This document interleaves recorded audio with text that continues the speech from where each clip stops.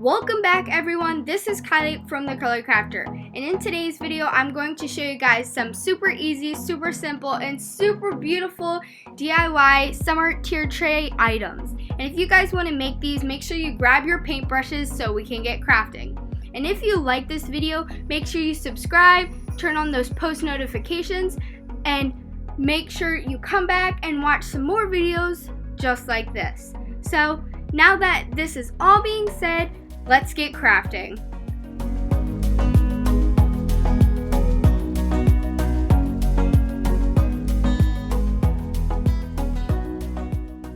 The first wood summer sign I'm going to be making will be white with 3 colorful popsicles on it.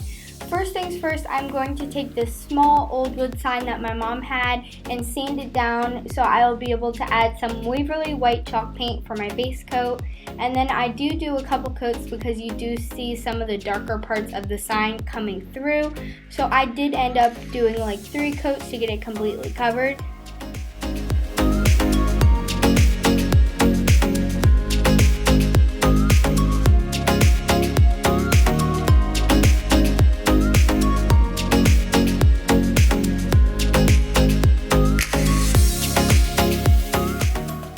To make the colorful popsicles, you will need pieces of wood. This is one way that you can do some popsicles. I'm going to show you guys how to make these in an upcoming 4th of July video, but for now I just used some jumbo craft sticks that I got from Walmart, and I cut them down to the size. And once I had 3 of them cut out, I just painted the pieces and then I glued them with my hot glue gun straight onto the wood sign and painted the sticks.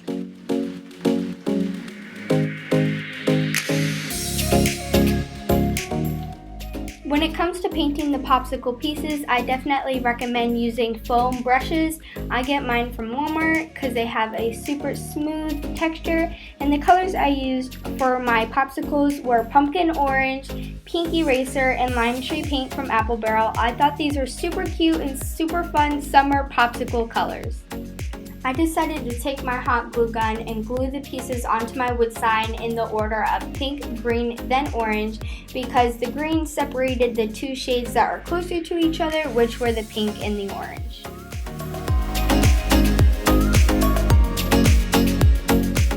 I used some light mocha apple barrel paint to paint the popsicle sticks onto my wood sign to complete the look for the popsicles.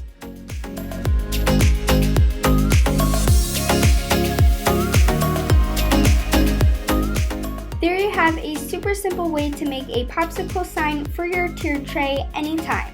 And in order to make my next sign, I'm going to need an old type of shadow box. This one my mom had and used in decor previously. She actually got these at Hobby Lobby for fairly cheap when they were on sale.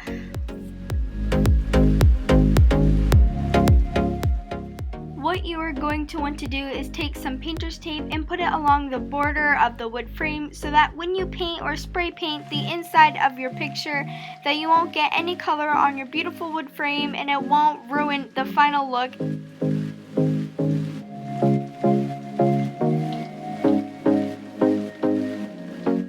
You can very easily spray paint this, but I don't have the color spray paint that I want, and I don't have a card to go right on over to the store, so I just decided to do a base coat of Waverly white chalk paint and then mix up a corally pink color for the inside base.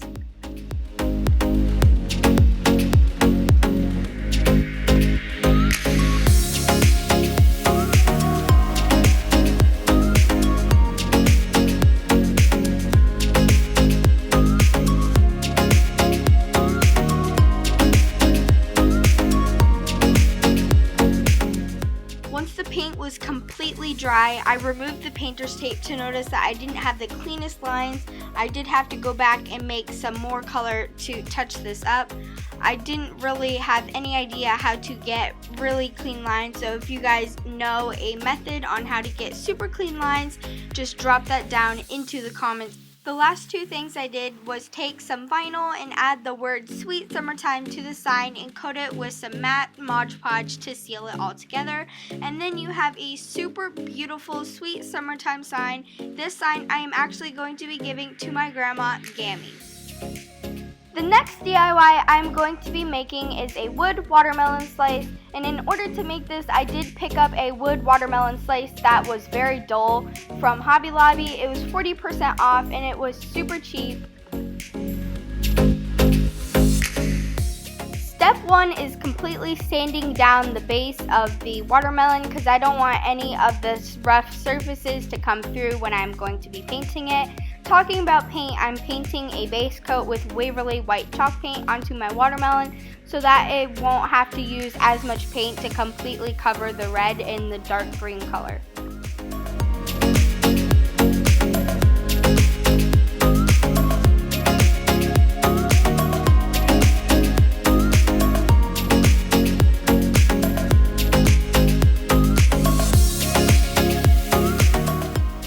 I did 2 coats of the white chalk paint just so I could cover as much red and green as I could before adding my pink and brighter green colors.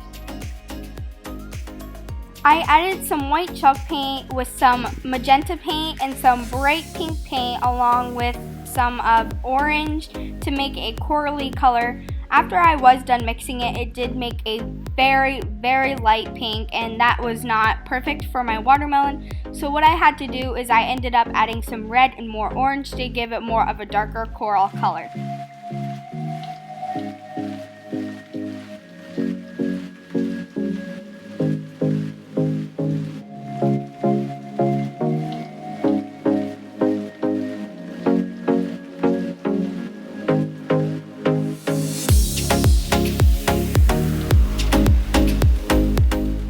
I did 2 coats of the pink color on my watermelon, but the second time around when I added my second coat, I poured in some magenta color into my paint palette to give the watermelon some highlights and blend a little bit more darker shades into the watermelon slice. By doing this, it made my watermelon look really juicy, and it also made me think of a nice wood grain.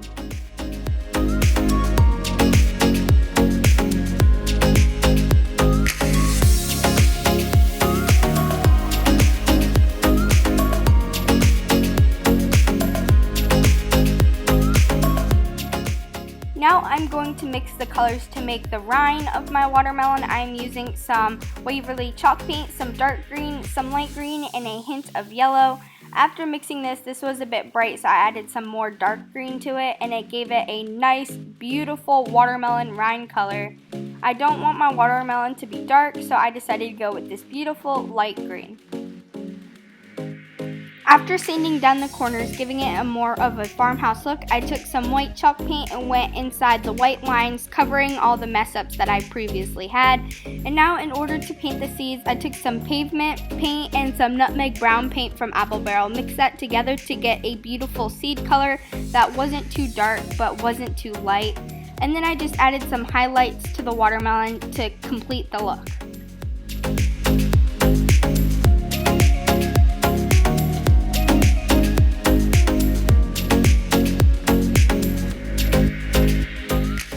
My next DIY is a super easy summer banner that this will fill in any big bulky space that you don't have anything to go in it. I think this is perfect and it looks really good. For this project you will need wood popsicle cutouts, or you can just make certain popsicles out of other materials, which I will show you how to make them in a video oncoming for 4th of July. I got my cutouts from Amazon, and the colors I used to paint them was pink eraser, pumpkin orange, sunny day paint, along with some kiwi paint and aqua sky paint, all from Apple Barrel.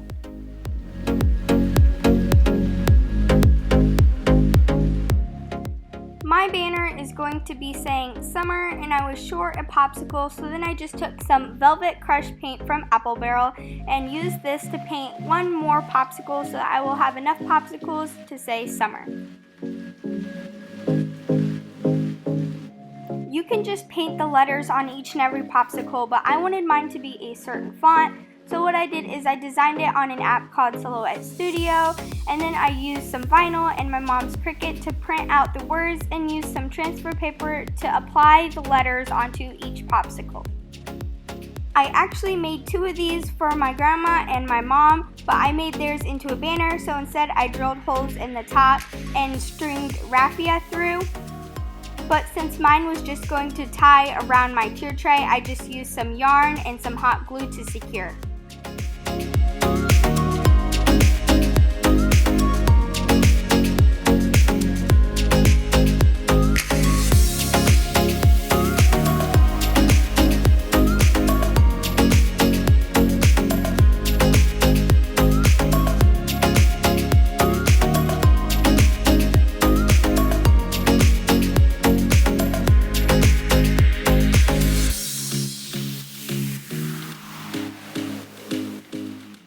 My last and final DIYs are going to be some beaded garlands for summer.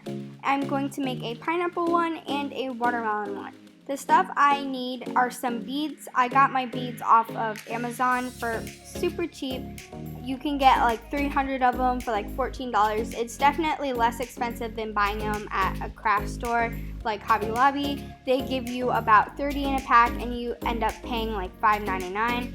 So first method on painting the beads is going to be just hand painting them with skewers. I am going to show you an easier method with my next beaded garland.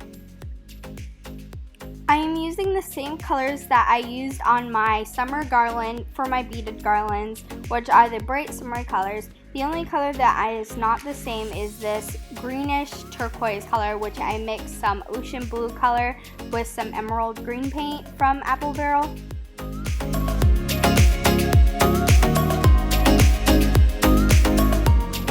Once all of your beads are completely dry, what you are going to need to do is take some twine or some yarn, in my case I'm using some white yarn, and string all your beads onto the garland.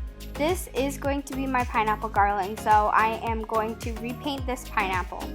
The colors I am using for the pineapple are going to be my green mixture and some yellow with a hint of the hot pink for my details. Make sure you leave some extra yarn on your beaded garland so that you will be able to attach the pineapple. In order to do so, you need to drill a hole in the top of the pineapple and just knot it on with the yarn. What I'm going to do is I'm going to make a tassel for the other end with the white yarn, and I'm going to have to wrap the yarn around this wood plank about 50 to around 70 times. Once it is all completely wrapped on this tiny piece of wood, I'm taking some shears or scissors and cutting it off and then tying a really tight knot in the center of the yarn pieces so that they won't come undone.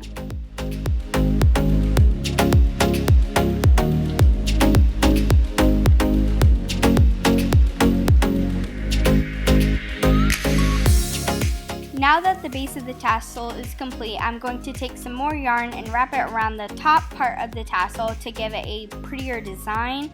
And then after that is on, I'm going to secure it with another knot and just tuck that under the pieces and loop it inside the tassel.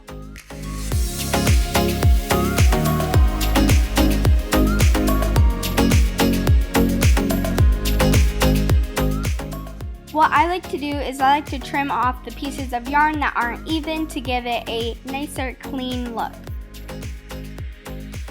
Using the extra yarn from the tassel and the extra yarn from the garland, we are going to take the 2 strings and knot them together so that the tassel will be secure on your garland.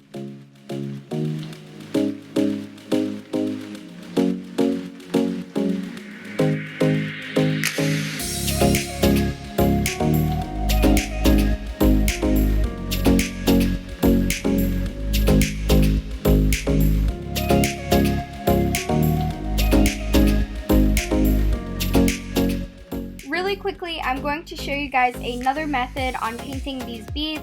So what I like to do is I like to take a box with 2 slits in it and add my beads onto a skewer.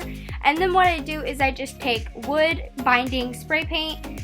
I use the color Summer Squash for this by Rust-Oleum. And what I do is I lightly spray the beads. And then because they're on a skewer, I can turn them and then I mist them on each and every angle.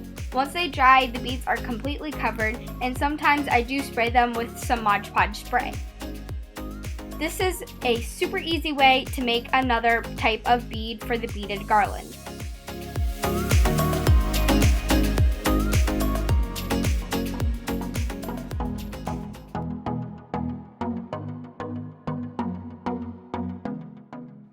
that is it for this week's video. I hope you guys like these DIYs, and I hope you guys will make sure you subscribe and turn on those post notifications so you get notified when I upload more videos like this.